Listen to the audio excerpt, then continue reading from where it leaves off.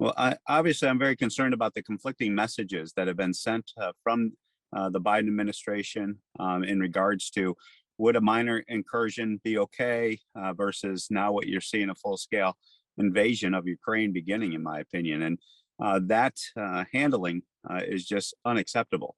But that being said, we do need to unite in our message as elected officials here in Washington and in America to stand with the president to say, you know what? This is unacceptable to Putin, and that all tools in the toolbox must be kept in reserve in order to change the behavior that is causing such a disruption to the world market, as well as our back pocket issues, and just a matter of sending the right message to get peace through strength. It's never too late. You have to use all the tools in the toolbox, in my humble opinion. And what the administration needs to do is just put the past behind it, send a clear and direct message to Putin that this is going to be unacceptable, and that even a minor incursion is just going to come with consequences. And those consequences are going to be severe. Not only do we need to send this message to Putin, I will tell you, China is watching this 24/7, and they're looking to this scenario in the Ukraine as to how they're going to deal with the South China Sea issues. I'm looking at what is this going to do to the world market? What is this going to do to us as Americans? And you're already seeing the impacts of that. You're seeing economically, gas pump prices going through the roof, our utility bills going through the roof. Those are our heating bills. That has a direct impact on the day-to-day lives of Americans, and that's why this is unacceptable. This type of transgression, this type of aggressiveness by Putin needs to be held in check, and that's where a united strong message of consequences needs to be delivered right now to stop this from escalating any further. And when you look at it from a historic point of view, this is a moment of time that we could be looking back at it to say this is when the world went down a different path in regards to not only Putin, but most importantly, China. That is what is really concerning me, is how China is going to respond to our lack of a consistent as well as firm response to this aggression by Putin. I think the lessons of President Reagan are ringing true even more so today. To achieve peace, you need to project strength. And that it not only is American strength, but the allies that we partner with, our NATO allies, those around the world that want to stand up to this type of government that Putin represents. And Putin, remember, Putin's a dictator. Putin is not a democracy. And what you're seeing is a regime that is hell-bent on accomplishing its goals, uses its military in a very flippant way and a very aggressive way, and that should threaten all of us. And at the end of the day, the problem we have is if that we do not project strength and consistency, not only as American, but with our allies in NATO, we are going to lose the ultimate war that is afoot here in the beginning stages in the Ukraine.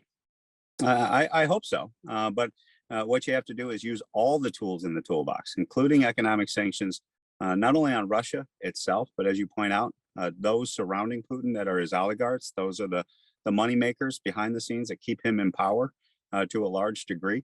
And that's why you have to impose sanctions on them, on the financial transactions that they have access to. Take those off the table. You start hitting them where it counts economically, then I hope you'll see a changed behavior. And I think that opportunity lies ahead if done properly.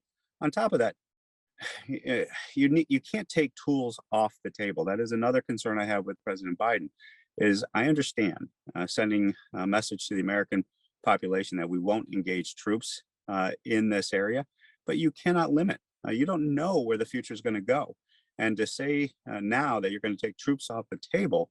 I'm very concerned and don't support that as an option right from the get-go. But you have to keep that in reserve, because this aggressiveness, if it continues to escalate, it's gonna get out of control real fast, and that destabilizes the entire world. And then you have to have military options as a potential solution to calm this down. This is, the military aggression of Russia is nothing new.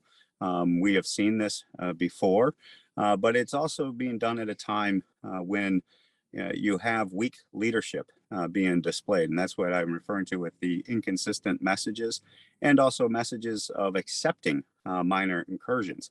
That cannot be a message from the United States of America. It threatens our relationships with our allies, both present and future.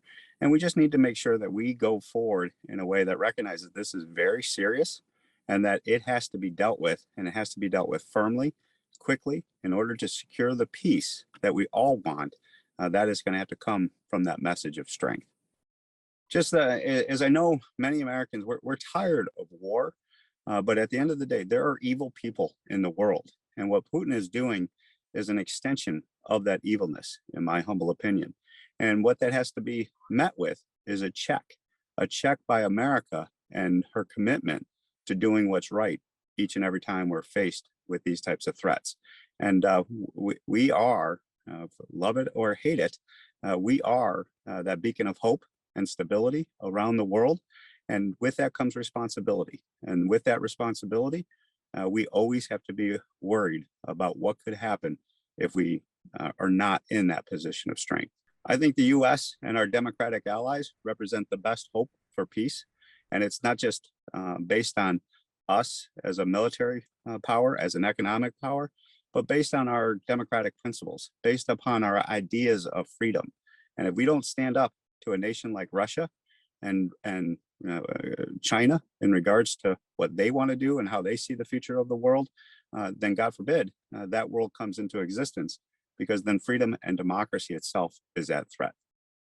No, other than I know this is tough stuff for a lot of Americans to hear, but this is why those threats to our democracy and to our nation are always present because they want to dismantle America and the freedom and stability and security we represent to so many billions of people around the world.